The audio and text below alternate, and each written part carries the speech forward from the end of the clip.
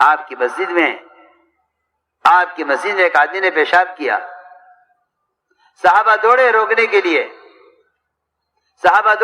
کے لیے، فرمایا اس کو چھوڑ دو، پیشاب پورا کرنے دو۔ اس نے پیشاب پورا کیا، حالانکہ مسجد میں ہے، آپ نے پیشاب رکوایا نہیں کہ پیشاب روکنے سے بند پڑ جائے گا اور اس کو تکلیف ہو جائے گی، فرمایا اسے پیشاب پورا کرنے دو۔ اس نے پیشاب پورا کیا اطمینان سے، اس کی بے اصولی کو، اس کی غلطی کو چھوٹا کیا، فرمایا آپ نے ایک ڈول یہاں پانی کا بہا دو، زمین پاک ہو جائے گی۔ ایک ڈول پانی کا بہا دو، زمین پاک ہو جائے گی۔ اس کے خلاف کوئی ہنگامہ، اس کے خلاف کوئی کارروائی، اس کو مارا نہیں، اس کو ڈانٹا نہیں۔ حضور اکرم صلی اللہ علیہ وسلم نے صحابہ کو روک دیا، فرمایا اسے پیشاب پورا کرنے دو۔ پھر ایک ڈول پانی کا وہاں بہا کر مسجد کو پاک کیا۔ اس کو بلا کے فرمایا کہ مسجدیں وہ پیشاب بہانے کے لیے نہیں، ذکر و عبادت اور ذکر و تلاوت کے لیے ہیں۔ وہ اپنی قوم میں گیا کہتا ہوا، خدا کی قسم نہ مجھے ڈانٹا، نہ مجھے مارا، نہ مجھے جھڑکا، بلکہ مجھے اپنے دین کا طریقہ بتلایا۔ میرے دوستو عزیزو، یہ دعوت اللہ، اس کا جو اسلوب ہے، محمد صلی اللہ علیہ وسلم کی جو طریقہ تعلیم ہے، جب تک ہر کام کرنے والا اس مزاج پر نہیں آئے گا، جب تک ہر کام کرنے والا اس مزاج پر نہیں آئے گا، اس وقت تک نہ تربیت ہوگی نہ دین وجود میں آئے گا۔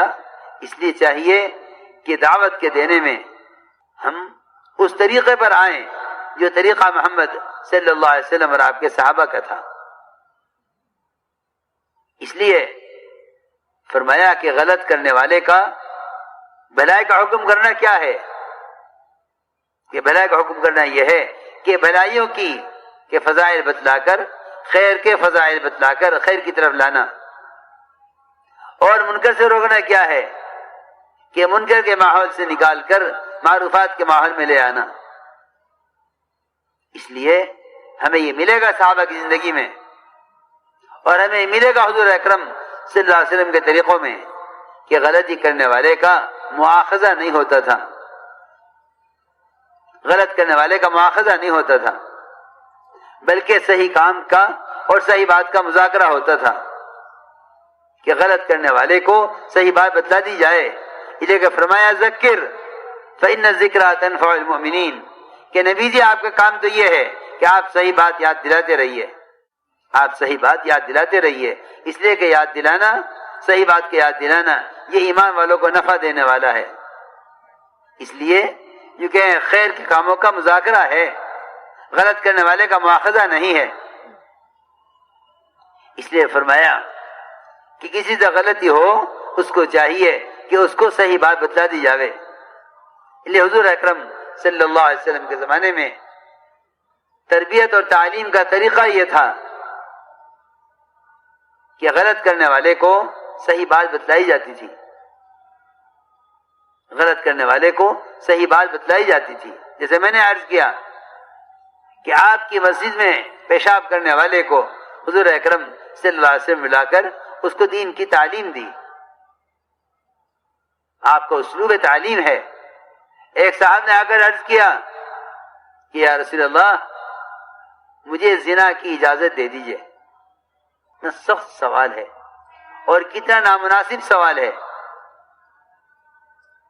آپ صلی اللہ علیہ وسلم نے ڈانٹا نہیں، جھڑکا نہیں، یہ افراد کو نکال دو یہاں سے، بلکہ حضور اکرم صلی اللہ علیہ وسلم نے ان کو بلا کے فرمایا کہ جو کام تم کرنا چاہتے ہو، جو کام تم کرنا چاہتے ہو کسی عورت کے ساتھ، اگر کوئی فرد تمہارے گھر کی کسی عورت کے ساتھ یہ کام کرے تو کیا تم برداشت کرو گے؟ کہ نہیں برداشت کروں گا۔ آپ نے فرمایا جس طرح تم اپنی عورت کے، اپنے گھر کی کسی عورت کے لیے یہ کام برداشت نہیں کر سکتے، لوگ بھی اپنی عورتوں کے لیے تمہارے اس کام کو برداشت نہیں کریں گے۔ فرماتے ہیں کہ حضور اکرم صلی اللہ علیہ وسلم نے مجھے اس طرح سمجھایا کہ میرے دل سے زنا کا ارادہ نکل کر میرے دل میں زنا کی نفرت پیدا ہو گئی. منکر سے روکنے کا طریقہ بتلایا، معروفات پر لانے کا طریقہ بتلایا، منکر سے روکنے کا طریقہ بتلایا اور معروفات پر لانے کا طریقہ بتلایا. فرمایا کہ کسی منکر کرنے والے کی ٹوہ میں نہ لگو، کسی منکر کرنے والی کا تجسس مت کرو، ورنہ کیا ہوگا کہ وہ تو اس منکر سے باز آ جائے گا توبہ کر کے، لیکن تم ایک مسلمان کا عیب کھول کر خود اس بیماری کے اندر مبتلا ہو جاؤ گے. فرمایا حضور اکرم صلی اللہ علیہ وسلم نے کہ جو شخص کسی مسلمان کے عیب کو چھپا لیتا ہے، اللہ رب العزت ساری مخلوق کے درمیان، سارے انبیاء ملائکہ کے درمیان اس کے تمام عیبوں کو چھپائیں گے. اور اگر دنیا میں کوئی شخص کسی مسلمان کے کسی عیب کو کسی ایک مسلمان کے درمیان ظاہر کر دے، ایک عیب کو کسی ایک کے درمیان ظاہر کر دے، اللہ رب العزت اس عیب ظاہر کرنے والے کے تمام عیوب کو ساری مخلوق کے درمیان قیامت میں ظاہر کریں گے. عجیب بات ہے کہ تربیت کیسے ہوتی ہے؟ تربیت ہوتی ہے تربیت کے اصول سے، تربیت ہوتی ہے تربیت کے اصول سے. بے شک منکر سے روکنا ہے، بے شک معروفات پر لانا ہے، لیکن اس بات کا خیال رکھیں کہ کسی کو کسی غلط کام سے روکنے کے لیے طریقہ تو غلط اختیار نہیں کر لیا. کسی کو غلط کام سے روکنے کے لیے تم نے طریقہ تو غلط اختیار نہیں کر لیا. ایک آدمی منکر سے روک رہا ہے لیکن طریقہ غلط اختیار کرے کہ منکر سے روکنے کے لیے معروف طریقہ اختیار کرو، منکر سے روکنے کے لیے منکر طریقہ اختیار نہ کرو ورنہ تربیت نہ ہوگی. اس کام کا مزاج یہ ہے کہ ساتھیوں کی کمزوری مت تلاش کرو. ہمارے ایسا فرماتے تھے کہ یہ کام خوبیوں کا لین دین ہے، یہ دیکھو کس میں کیا خوبی ہے، یہ مت دیکھو کس میں کیا خرابی ہے. یہ کام خوبیوں کا لین دین ہے، خوبیوں کو تلاش کرو خرابیوں کو نہیں، خوبیوں کو تلاش کرو خرابیوں کو نہیں. ایسا مزاج تھا خوبیاں تلاش کرنے کا، اعلان کر کر کے برے سے برے آدمی کے بارے میں اعلان کر کر کے اس کی خوبی تلاش کرائی جاتی تھی. ایک جنازہ لایا گیا، حضور اکرم صلی اللہ علیہ وسلم کو اطلاع کی گئی کہ یا رسول اللہ جنازہ آیا ہے، آپ نماز پڑھا دیجئے. آپ تشریف لائے جنازے پر. عمر رضی اللہ تعالیٰ عنہ نے آپ کو نماز پڑھانے سے روک دیا اور یہ عرض کیا کہ یا رسول اللہ یہ آدمی بہت برا ہے، اپنی برائی میں معروف اور مشہور ہے، آپ اس کی نماز مت پڑھائیے، آپ کا اس کے پاس جنازے پر آنا ہمیں اچھا نہیں لگتا، آپ تشریف لے جائیے، اس کو نماز ہم میں سے کوئی پڑھا کر دفن کر دے گا. یہ آدمی اچھا آدمی نہیں ہے. میں کچھ کہنا چاہ رہا ہوں، ضروری بات ہے ہم کسی کی ایک خرابی پر اس کی 100 خوبیوں کے باوجود اس سے نفرت کرنا، اس سے الگ ہو جانا، قطع تعلق کر لینا، اس کی 100 خوبیوں کی طرف کوئی توجہ نہیں ہے اس کی ایک خرابی کی وجہ سے. حالانکہ یہ چاہیے کہ مومن کے اندر 100 خرابیاں ہیں، ایک خوبی ہے، اس ایک خوبی کی وجہ سے اس سے ایسی محبت کرو جیسا کہ تم اس کی 100 خرابیوں کو جانتے نہیں ہو. امت بنے گی مزاج نبوت سے، میرے آپ کے مزاج سے امت نہیں بنے گی. امت بنے گی اپنے آپ کو مزاج نبوت کا پابند بنانے سے. میں عرض کر رہا تھا کہ حضرت عمر رضی اللہ تعالیٰ عنہ نے حضور اکرم صلی اللہ علیہ وسلم کو نماز پڑھانے سے روک دیا. آپ آگے بڑھے، آپ نے صحابہ میں اعلان کیا جس کے بارے میں یہ کہا جا رہا ہے کہ یہ آدمی اچھا آدمی نہیں ہے، آپ اس کے بارے میں اعلان کر رہے صحابہ میں کہ بتاؤ کوئی بھی ہو تم میں سے کسی شخص نے اس مرنے والے کو کوئی بھی نیک عمل کرتے ہوئے دیکھا ہے؟ ایک صحابی نے عرض کیا ہم نے اس کے اندر اور کوئی خیر نہیں دیکھی، ہم نے اس کے اندر کوئی خیر نہیں دیکھی سوائے اس بات کے کہ اس نے ایک رات اللہ کے راستے میں پہرا دیا ہے، اس کے علاوہ ہمارے پاس اس کی اور کوئی خوبی نہیں ہے، وہ بھی صرف ایک مرتبہ۔ یہ نہیں ہمیشہ یہ قربانی دیا کرتا تھا، رات کو جاگ کر پہرا دیا کرتا تھا، صرف ایک مرتبہ اس نے اللہ کے راستے میں رات کو پہرا دیا ہے۔ فرمایا حضور اکرم صلی اللہ علیہ وسلم نے، جو آنکھ اللہ کے راستے میں پہرا دینے میں جاگ جائے، جو آنکھ اللہ کے راستے میں ایک مرتبہ پہرا دینے میں جاگ جائے، وہ آنکھ جہنم کی آگ نہیں دیکھے گی۔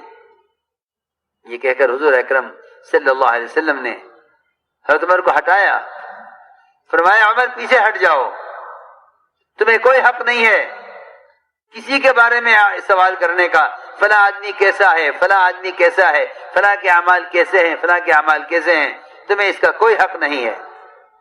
آپ نے آگے بڑھ کر نماز پڑھائی۔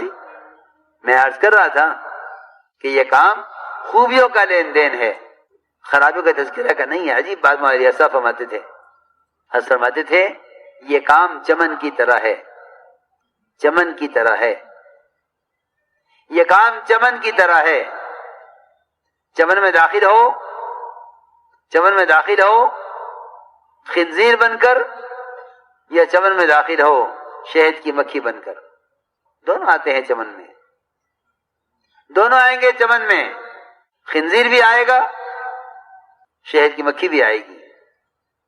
شہد کی مکھی کو تلاش ہے پھلوں کی، پھولوں کی، مختلف قسم کی جڑی بوٹیوں کی، یہ وہاں سے رس چوسے گی، لوگوں کے لیے شفا کا سامان بنانے کے لیے، شہد تیار کرنے کے لیے۔ عجیب بات ہے۔ اور اگر اس چمن کے اندر کوئی سور، کوئی خنزیر داخل ہو، اسے کوئی مطلب نہیں ہے، اسے کوئی مطلب نہیں ہے، اندر پھولوں کی قسموں سے، پھلوں کی قسموں سے اسے کوئی غرض نہیں ہے، اسے معلوم بھی نہیں کہ یہاں کون سا پھل اور کون کون سے پھول ہیں۔ وہ تلاش میں ہے کسی کونے میں، کسی جگہ، کسی درخت کی جڑ میں، کسی درخت کے نیچے، کسی کونے میں، کسی پتھر کے نیچے کہیں نجاست مل جائے، کہیں گندگی مل جائے، اور مل جائے گی، اس لیے کہ آپ جانتے ہیں جتنے بھی قسم کے درخت ہیں، پھول ہوں یا پھل ہوں، اس میں کھاد ضرور دی جاتی ہے۔ کھاد سے کوئی درخت پاک نہیں، کھاد سے کوئی درخت کھاد سے پاک نہیں ہے۔ آپ جا کے دیکھیے بڑی بڑی نرسریوں میں کھاد کتنی استعمال ہوتی ہے، باغات میں کھاد کتنی استعمال ہوتی ہے، کھیتوں میں کھاد کتنی استعمال ہوتی ہے، عمدہ سے عمدہ، بہتر سے بہتر پیداوار بنانے کے لیے، پیداوار کو بڑھانے کے لیے۔ میں ایک ضروری بات عرض کر رہا کہ کھاد کے بغیر پیداوار نہیں ہوتی۔ جس طرح یہ کھاد اس پیداوار کے لیے لازم اور ضروری ہے، اسی طرح انسانوں کے ساتھ ان کے اندر عیوب اور خرابیاں۔ فرمایا کلکم خطاؤن، تم سب کے سب خطا کار ہو، بہترین خطا کار وہ ہیں جو اللہ سے توبہ کرنے والے ہوں۔ اس لیے ایک الجھن یہ پیدا ہو گئی ہے ساتھیوں میں کہ ہر ایک چاہتا ہے دوسرا آدمی ایسا ہو، ایسا ہو، ایسا ہو، ایسا ہو۔ یہ ایسی الجھن ہے جو موت تک ختم ہونے والی نہیں ہے۔